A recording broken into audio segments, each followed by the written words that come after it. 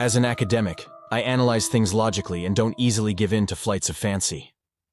I guess you could say I'm a bit of a skeptic. If I haven't seen solid proof of something, I remain dubious. So when my girlfriend Sarah suggested a weekend trip into the remote woods to stay at a rustic cabin with another couple we're friends with, I wasn't expecting anything out of the ordinary. Just a chance to get away from cell service and Wi-Fi for a couple of days, spend some quality time with friends, and enjoy nature. I should have known things were going too perfectly that first night when we arrived. The weather was unseasonably warm, the cabin quaint and comfortable, and there wasn't another soul around for miles.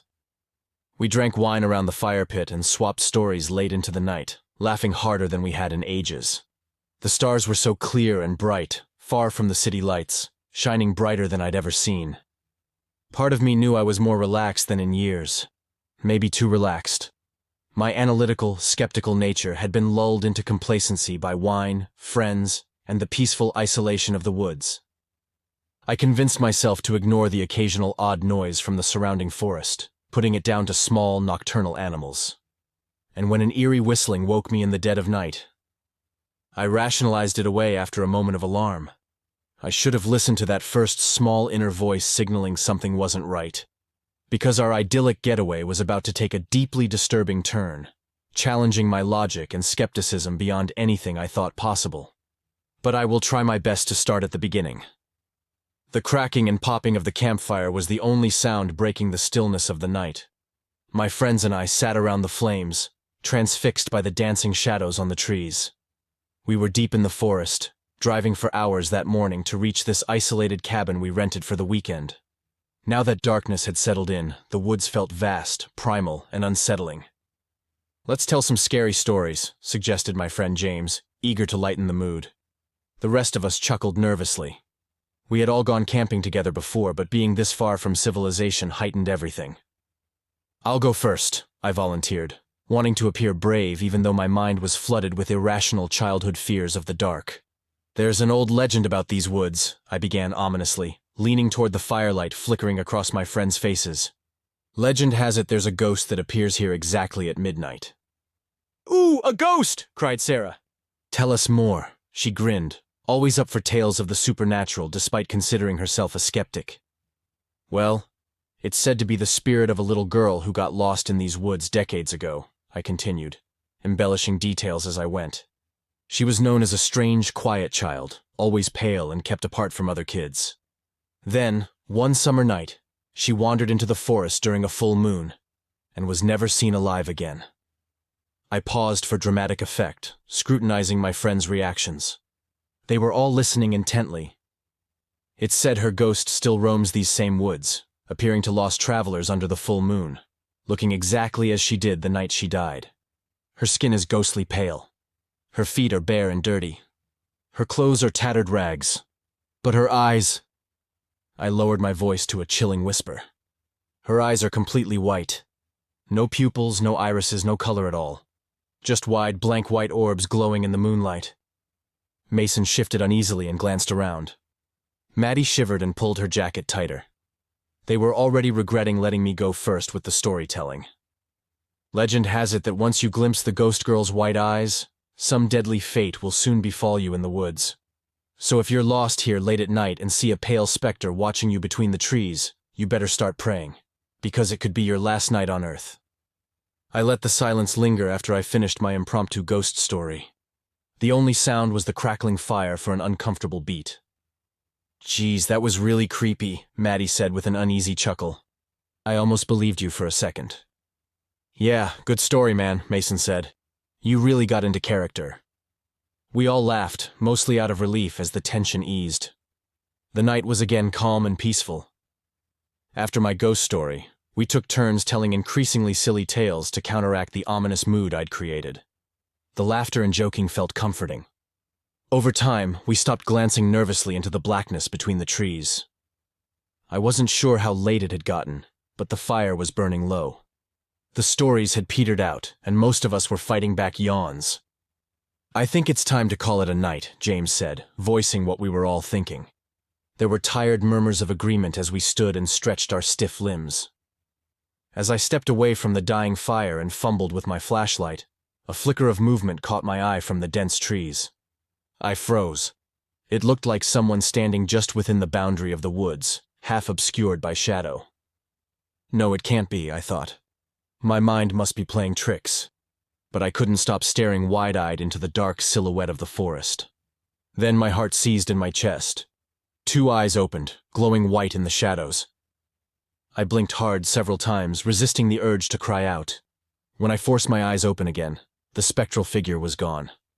It must have been a trick of the flickering firelight, I told myself, letting my imagination get the best of me after that silly ghost story.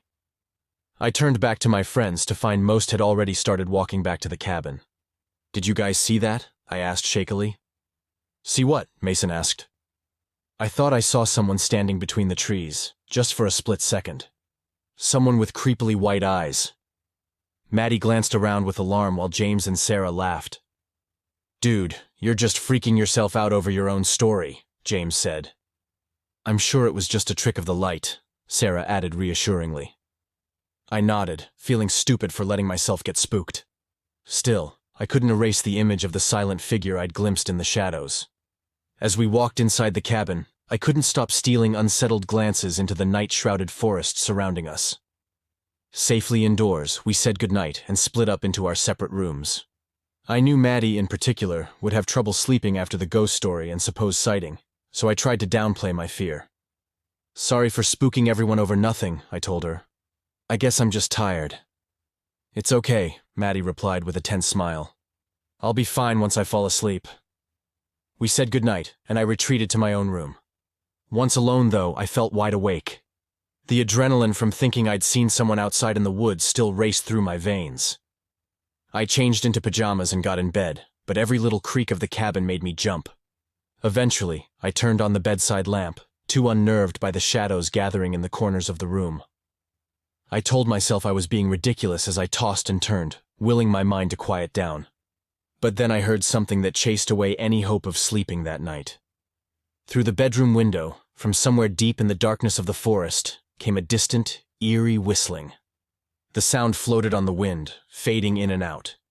It almost reminded me of a child absent-mindedly humming, but there was something undeniably sinister about it. I sat bolt upright in bed, listening intently. The whistling trailed off after a minute, leaving only deafening silence. Just as I was beginning to convince myself it was some midnight bird call, the haunting tune started up again. This time closer, drifting through my window on the night breeze. There was no way I was getting even a moment of rest. I leapt out of bed and left my room, deciding I'd rather face my friends' teasing over being irrationally frightened than lie there listening to those bone-chilling sounds all night.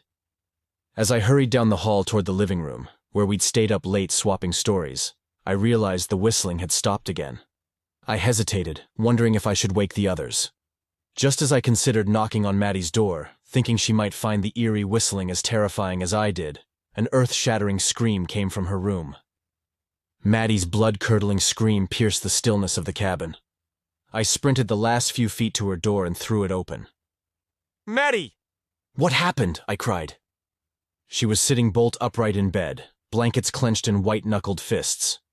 Her eyes were fixed on the window, and she was breathing hard.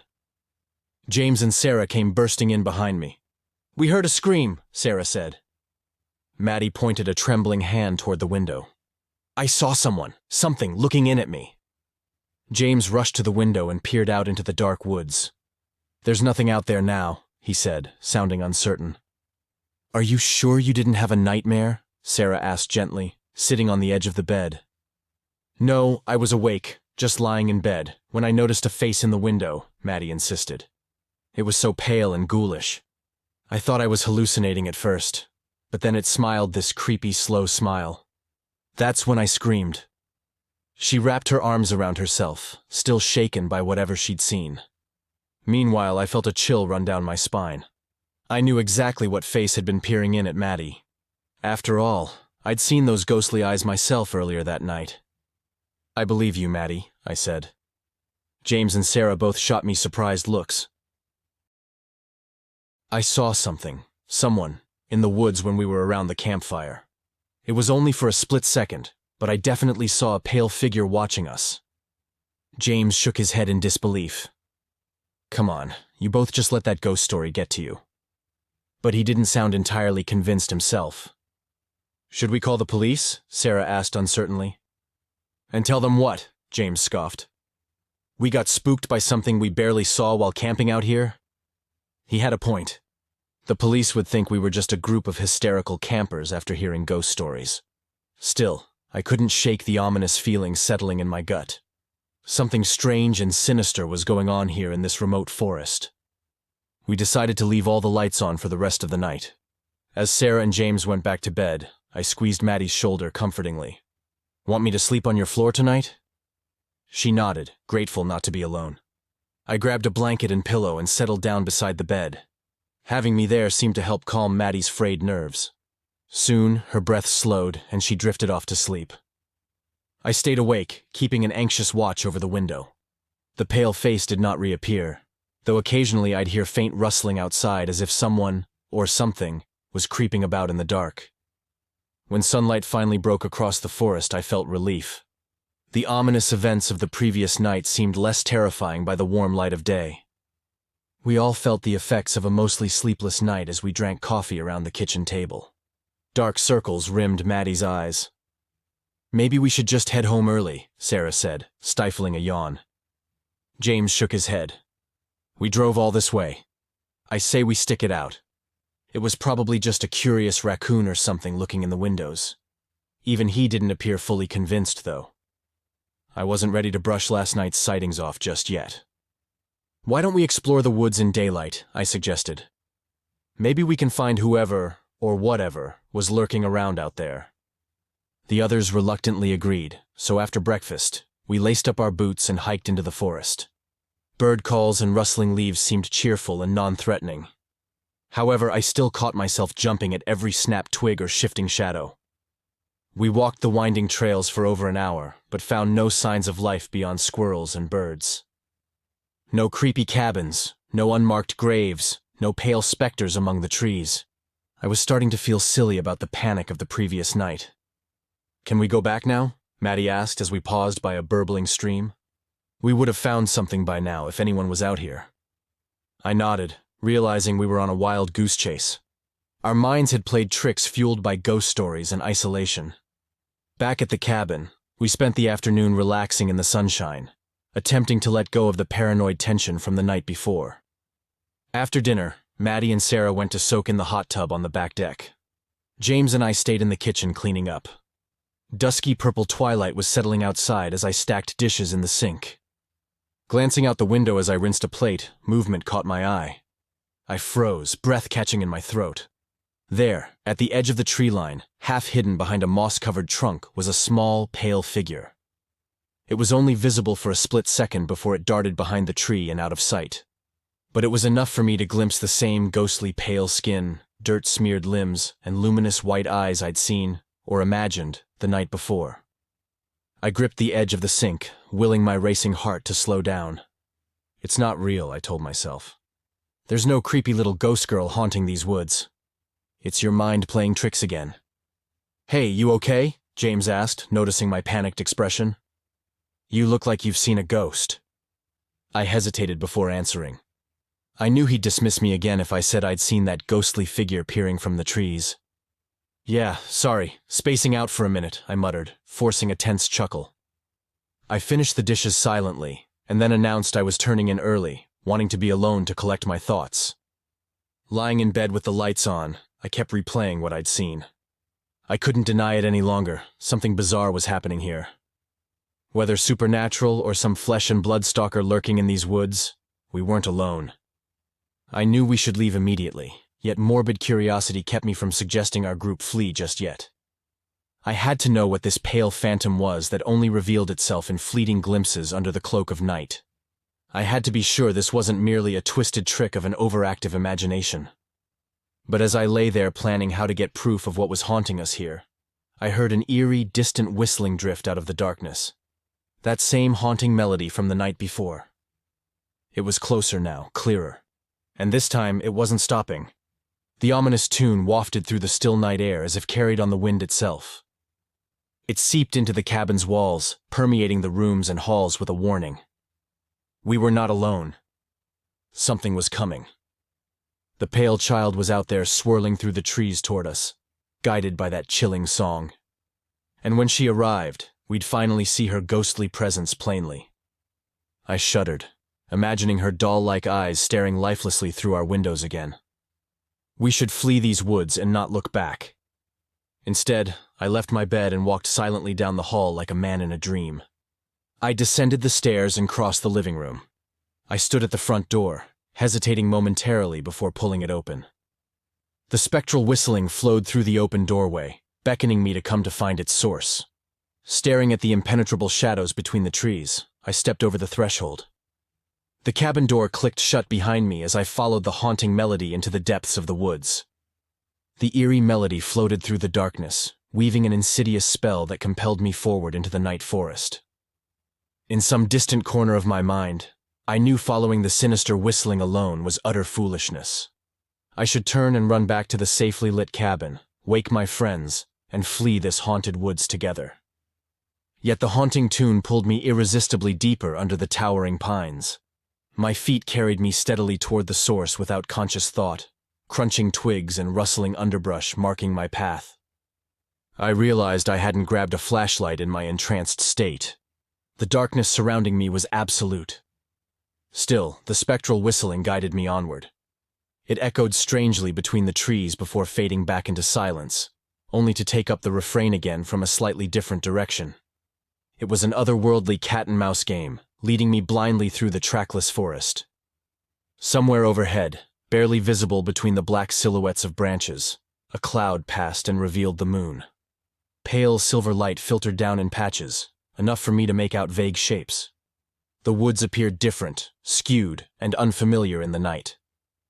As I passed beneath a pine heavy with fragrant needles, the eerie whistle sounded again, sharp and clear from somewhere ahead.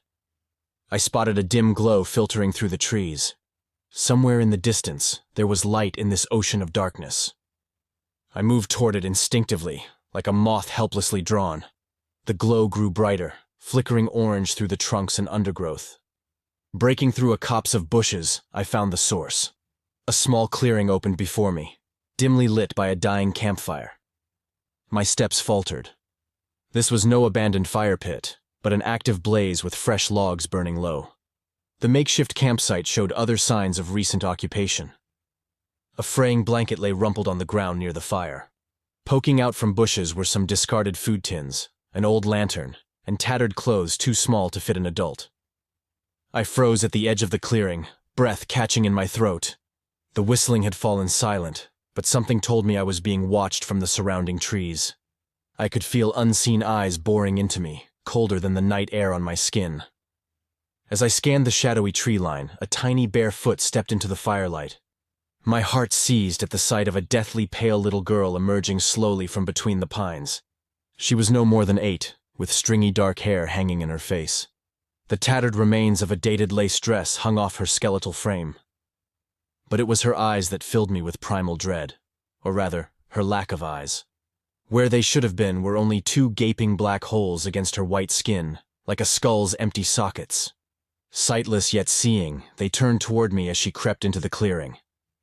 Some instinct told me to run, yet I stood paralyzed as the spectral child approached the fire. She raised her head, displaying a face gaunt with sickness or starvation. The embers illuminated her chilling smile as she extended a bony arm and beckoned me closer. The rational part of my mind screamed that this was some unnatural evil wearing the guise of a child. But in her skeletal features, I glimpsed the girl who had once been, before becoming lost in these ancient woods. My horror softened into sadness for the lonely, frightened spirit she now was. I took one small step into the firelight, compelled to help this ghost find peace. In that instant, she vanished. There was only darkness and silence. The fire, the campsite, and the pale girl had all disappeared, leaving me alone in the black forest again. I blinked hard against the optical illusion, but nothing disturbed the stillness of the night. No fire glowed, no spectral eyes watched. The only sound was my own stuttering breaths. A bone-chilling chuckle echoed through the trees, seeming to come from everywhere at once. It sounded inhuman, like stones scraping or ice cracking. The malice in that laugh turned my blood to ice. I'd been lured out here, I realized with dawning dread. isolated from my friends and drawn defenseless into the dark heart of the forest. For what horrible purpose, I did not want to know. I spun around, searching for a path back to the cabin, but my surroundings were totally black in all directions. The fiend's laughter echoed closer now. Panic rose in my chest, but I forced it down. I had to keep my wits and find my way out of this nightmare. Choosing a direction at random, I started walking swiftly. The wind picked up, whipping my face with prickling pine needles. Somewhere above, branches creaked and groaned under the rising gale. Then, carried on the wind, the haunting whispers found my ears again. This time, the inhuman voices sounded almost comprehensible, echoing all around me. One of us. Now you're one of us. You cannot leave. Ours for eternity. The hushed chorus swirled in the darkness, promising a fate worse than death. I broke into a panicked run, feet slipping on mud and roots. My shoulder slammed painfully into a tree trunk, but I barely registered it. I had to escape. Behind me came the crunch of deliberate footsteps pacing my flight. Heavy, shambling, yet impossibly fast. I felt fetid breath hot on my neck. A root snagged my foot, and I sprawled hard onto the wet earth. I flipped over just as a massive rotting hand closed around my ankle in an iron grip. I cried out and lashed out blindly with my other leg. My boot made contact, and the ghastly thing released me with an angry howl. I scrambled to my feet. Ignore it, I told myself. Don't give in to its fear tactics. Just stay focused and keep moving toward the cabin. I forced my aching legs into a sprint once more. The forest swayed dizzyingly around me. Nightmarish shapes reached toward me with gnarled fingers from the swirling shadows. I hurtled heedlessly past, lungs burning. Then, all at once, I stumbled out onto a dirt road, nearly collapsing in relief. The cabin couldn't be far. I turned right and ran along the deserted road under the moonlight. Behind me, the voices still whispered dire warnings, but they were fading. I had slipped their grasp, if only for the moment. When the blessed sight of the cabin emerged from between the trees, I nearly wept. Warm light glowed in the windows, signs of life and safety. I staggered the last few yards and collapsed against the wooden steps, breathing hard. As my panic subsided, I heard nothing but the chirping of crickets and my own retreating fear. The whistling, the voices, the phantom child, whatever sinister force dwelled in the forest had lost interest in me for now. But I knew with chilling certainty that it wasn't finished. It would be back. The sight of the warmly lit cabin windows instilled a flood of relief. After escaping the horrors of the woods, I had made it back to shelter and companionship. My legs nearly buckled as I staggered up the steps. Gripping the railing, I steadied myself and tried to slow my panicked breathing before going inside to face my friends. What would I even say? The full truth would sound mad. Lured by a ghostly whistle into the depths of the forest, finding a phantom child by a fire, barely escaping the clutches of some form of ancient evil. They'd think the isolation out here had driven me over the edge. Yet I knew I couldn't brush off the terrible things I'd witnessed as mere delusion. I took a few more deep breaths of the crisp night air before pushing open the cabin door. Warmth, firelight, and familiar voices washed over me.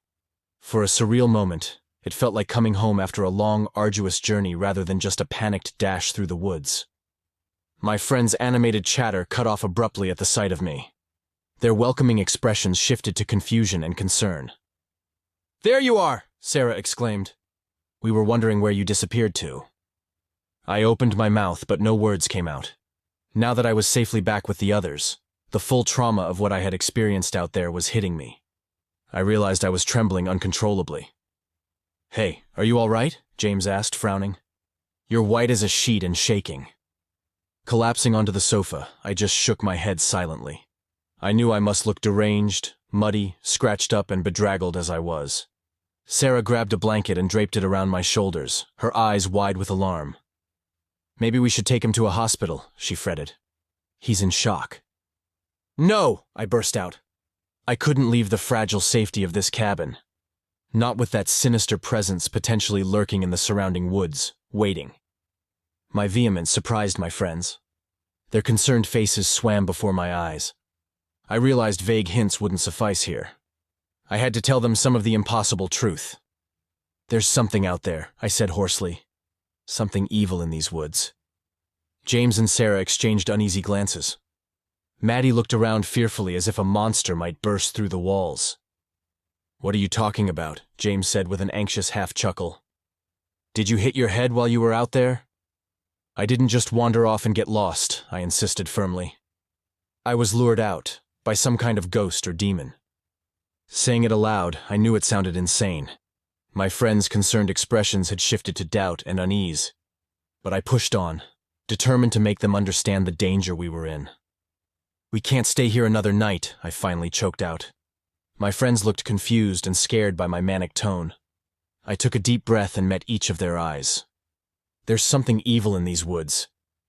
We need supplies, weapons, anything we can use to keep it out. And then at dawn, we run." I told them about the hypnotic whistling drawing me out, the ghostly fire, the girl who was not a girl. Their faces grew more and more drawn as I spoke. By the time I finished, we sat in grim silence. The crackling fire suddenly seemed sinister, casting distorted shadows across the room. "Do you really expect us to believe a ghost attacked you out there?" James said finally, an edge of anger in his voice. Of course, it sounded absurd, now that I was back safe in the comforting glow of the cabin. But I knew what I had experienced. "You have to believe me," I implored hoarsely. "We're all in danger here." "I think you should lie down, and we'll get you some help in the morning," Sarah said. Maddie still looked uncertain. "He seems freaked out by something," she said nervously. Before I could argue further, a bone-chilling sound pierced the air. The eerie, haunting whistle drifted through the open window behind me, freezing my blood. Not just in my mind this time, but a physical manifestation my friends could hear too. Their frightened faces told me they recognized the melody, the same one that had awoken us that first night. Now its origin was horribly clear. "You hear it too, right?" I whispered. They nodded mutely, huddled close together on the sofa. "That's the ghost I told you about. It's still out there." The whistling ceased abruptly, leaving us in terrified silence. Yet the absence of sound felt even more ominous, like the calm before a storm about to strike. "What do we do?" Maddie whimpered. James stood, grabbing a poker from beside the fireplace. "We get the hell out of these woods now." "We'll never make it to the cars in the dark," Sarah said tremulously. "We need to wait for daylight." I knew with chilling certainty that venturing out into those woods at night would mean a fate worse than death. "We fortify this place and hold out till dawn," I said. We worked urgently to fortify the cabin, fully comprehending the mortal danger lurking in the surrounding forest. Between my frantic account of what I had endured in the haunted woods and the bone-chilling midnight whistling permeating the building, my friends finally believed we faced an ominous supernatural threat. We tore the place apart, gathering makeshift defenses, fire pokers as weapons, furniture pushed against doors and windows, knives from the kitchen. We checked and rechecked all possible entrances to ensure they were securely blockaded as an eerie wind gathered intensity outside. "Whatever you encountered in those woods, I think it followed you back," James said grimly, testing the weight of an iron skillet in his hands. "It's like it only has power in the dark," Sarah added nervously. "So if we can just hold out—" She trailed off, but we were all praying for daylight's salvation. We reconvened in the living room, exhausted and on edge. I kept replaying my flight through the trees, the icy laughter echoing around me as unseen horrors closed in. The tear in my jeans still oozed blood, but I had no memory of receiving the deep gash. Only that rotten claw-like hand grabbing my ankle just before I broke free. I suppressed a shudder, pushing the memory from my mind. I had to keep my wits about me. Judging by what pursued me through those woods, this was no human aggressor. We faced something hungry and cunning. It would return tonight to finish the hunt. All we could do was fortify this cabin and pray we could survive until dawn. The whistling picked up. Maddie sobbed softly until Sarah wrapped a comforting arm around her shoulders. Meanwhile, I strained every sense, anticipating the true assault to come. "What does it want from us?" Maddie whimpered after an agonizing hour of tense anticipation. I swallowed hard, remembering the voices swirling by my ears as I fled blindly through midnight woods. "Our souls," I whispered. Before anyone could respond, an ear-splitting crack ruptured the heavy air. Maddie shrieked as an entire window frame splintered in the hallway. Frigid air rushed in as filthy bare feet crawled over the jagged sill. All we glimpsed was a flash of grubby little legs before James flung an iron skillet, driving the intruder back with an inhuman wail. We pushed a heavy chest of drawers in front of the shattered window, then retreated to the center of the living room in tight formation, weapons raised as the siege commenced. A roaring wind battered the cabin relentlessly. Shutters slammed, boards creaked, and tree branches scraped like skeletal knuckles against the roof. The foundations shuddered dangerously, then grew deathly still. Maddie's wild eyes implored me for reassurance I couldn't give. When an urgent rapping came at the front door, we nearly leapt out of our skins. The jarringly human sound of firm knocking caught us off guard. James crept forward warily. "Maybe someone is hurt out there," Sarah whispered. Against my frantic warnings, James peeked through the boarded window and then recoiled violently. "Oh God, it looks like Maddie." But dead, and grinning, he choked before retching hard. "My face? What are you talking about?" Maddie cried shrilly. Before we could even process this macabre tactic, her doppelganger began shrieking our names with her voice. Maddie looked ready to snap. "That's not me," she keened, clutching her hair as the corpse puppet wailed. "Why does it sound like me? Make it stop!" Overwhelmed, Maddie rushed for the back door between wailing pleas of, "Let me in!" from her ghoulish double. We bolted after her before she could undo the barricades in delirious horror. She fought us before James tackled her, pinning her twitching frame under his weight.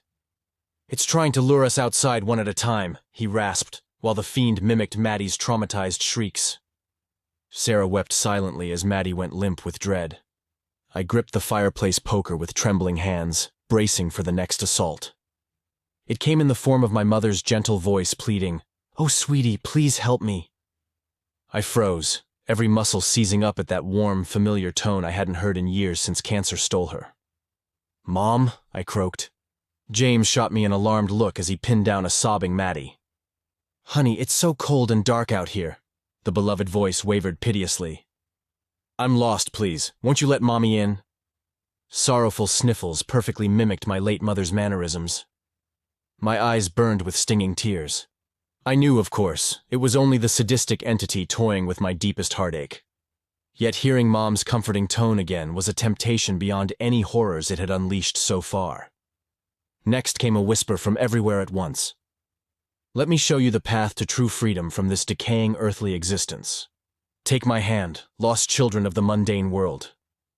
Then an awful sucking noise started outside, getting louder.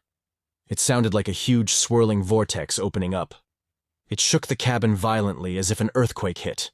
Howling winds blasted the cabin, along with the deafening roar. The winds smashed through new cracks in the walls as our barricades started breaking. Clouds of dirt and debris whipped through the broken windows, blinding us. We dropped to our knees, unable to breathe as the cabin shook under the force. It felt like the air was being ripped away, tearing at the reality around us. We held tight to each other, sure the damaged cabin would come crashing down any second amidst this storm targeted to wipe us out completely. Then we heard the sirens that sounded like they were right outside the cabin. "It's the police!" Sarah exclaimed with fragile hope. She half rose, staring transfixed towards the window and the possibility of rescue. "Sarah, no, it's only trying to lure you out." "None of what we're hearing is real, don't you see?" I cried. "Please, Sarah," I begged over rising phantom voices promising rescue. "You know deep down nothing but evil waits us out there." Her uncertain gaze held mine for an agonizing moment. We turned to brace against the next assault, whatever form it took. But just as abruptly as it spun into a lethal peak around us, the assault ceased. No more howling wind or ominous creaking shook the cabin walls. Only a vast, empty silence surrounding our ragged group now kneeled on the floor where we had collapsed. "It's done toying with us," James murmured, cradling a trembling Maddie. Hesitantly, I raised my head. Dawn rays illuminated the living room around us. Torn pillows, scattered debris, and furniture were the only indicators of a supernatural siege. James rose to open the curtains, flooding our claustrophobic room with glorious sunlight. It's stopped," Sarah murmured, sinking against me in overwhelmed exhaustion. After endless hours of battering us relentlessly, the entity vanished along with the night. Blood-red sunrise seared the room. Outside, the once gloomy woods now echoed with birdsong. The trees now appeared harmless. Night's shadowy veil had lifted. "We made it!" James screamed. Maddie gave a fragile laugh that bordered on madness. Hope stirred cautiously within me as I met my friend's hollow but determined eyes. Whatever evil had besieged us was gone, for now, banished by daylight. We had survived. Once the sun rose above the trees, we gathered supplies with shaking hands before abandoning the damaged cabin forever. The birdsong warped into shrieking laughter outside. The woods appeared to come alive as we huddled near the cabin steps. "What do we do?" Maddie whimpered. I spoke with conviction I didn't feel. "We walk out together. It wants us afraid." We linked arms with courage as we descended into the metamorphosing forest. Heads high, we marched toward the path out of this hellhole while skeletal branches groped the sky. Our boldness seemingly amused the entity as its abyssal voice echoed from everywhere. "Come, do not keep your new friends waiting." Before I lost my mind completely, radiant sunlight pierced the shrieking vortex. A glowing apparition manifested before us, the pale girl with depthless eyes. She spoke gently as daylight sterilized the twisted forest. "Hurry, I cannot restrain its hunger for long."